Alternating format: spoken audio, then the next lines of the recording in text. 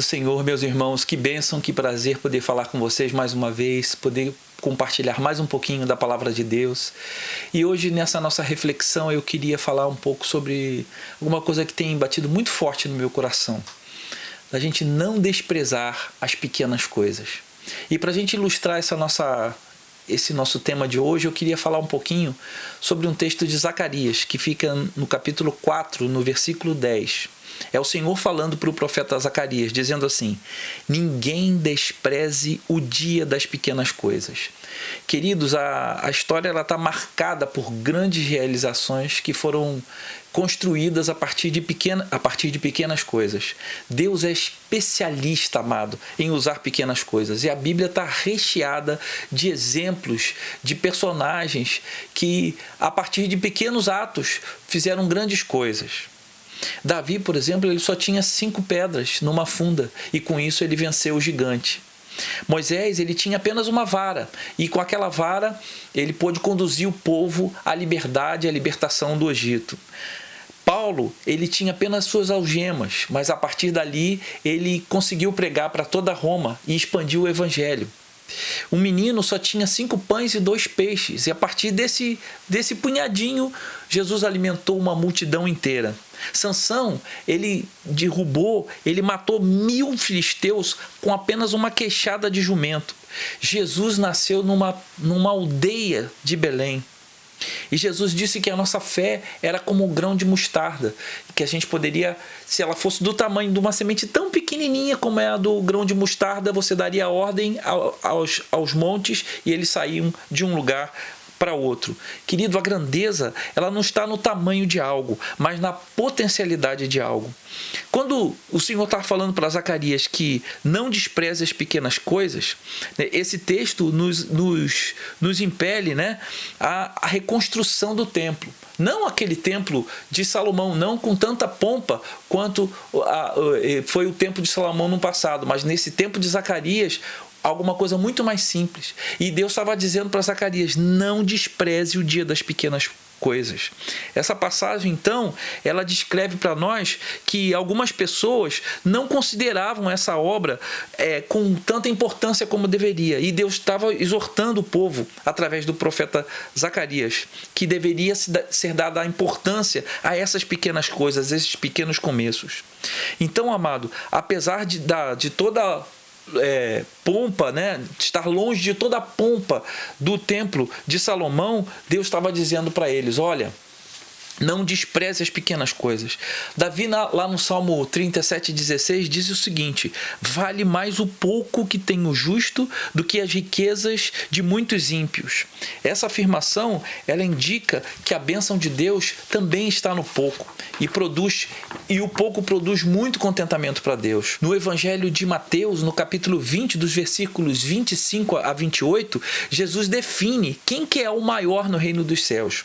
Mas todo aquele que quiser entre vós fazer-se grande, que seja vosso serviçal, e qualquer que entre vós quiser ser o primeiro, que seja vosso servo ou escravo, bem como o Filho do Homem não veio para ser servido, mas para servir e para dar a sua vida em resgate de muitos.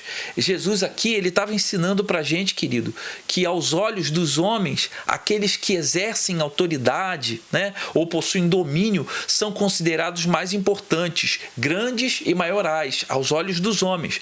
Mas no reino de Deus, essa lógica é invertida. Ele ensinou que o maior no reino de Deus é aquele que serve, é aquele que dá, é aquele que serve ao outro. No Evangelho de Mateus, também, no versículo 18, de 1 a 4, os discípulos começaram a perguntar para Jesus quem seria dentre eles o maior no reino dos céus.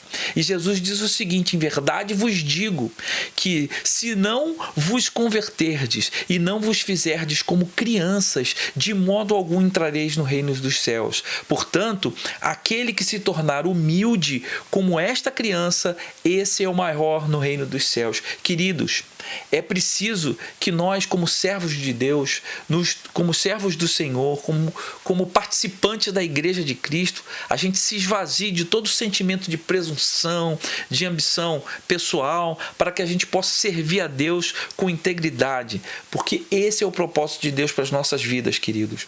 Vamos pensar nos dias atuais que a gente está vivendo, nesses dias de isolamento social, em que a gente tem uma série de restrições de mobilidade e tudo mais. Que mudança de comportamento esse tempo está produzindo na sua vida? Essa é a pergunta que eu quero lhe fazer. Como pessoa, como Igreja de Cristo aqui na Terra. Talvez, querido, você não esteja valorizando coisas tão pequenas do dia a dia que são muito mais importantes do que os grandes projetos da vida. Alguns andam aí envolvidos, com projetos megalomaníacos por aí e esquecendo das coisas pequenas. O amor em família, a tolerância, a compaixão, o amor, a solidariedade, o companheirismo, a saúde, querido. E por aí vai. Quantas coisas que a gente não valoriza na nossa correria do dia a dia, a gente vivendo a nossa vida normal. Mas nesse tempo, a gente precisa parar um pouco para pensar nessas coisas.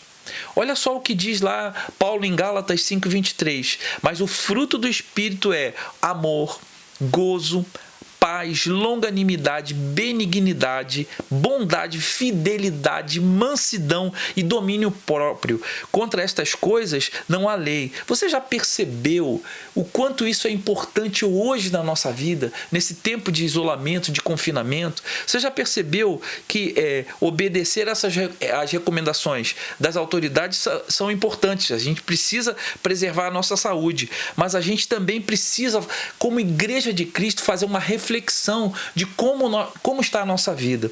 E eu quero dizer para você que muito mais do que a gente ficar aí fazendo lives para mostrar que a nossa igreja está funcionando, a gente precisa repensar as nossas atitudes como cristãos, querido. A igreja, ela precisa sair diferente desse tempo tão ruim. Esse tempo vai passar, isso tudo vai passar, mas nós precisamos sair desse tempo como igreja renovada, com a nossa mente renovada. Você já pensou que a gente precisa mudar alguns valores que a gente vinha praticando até aqui?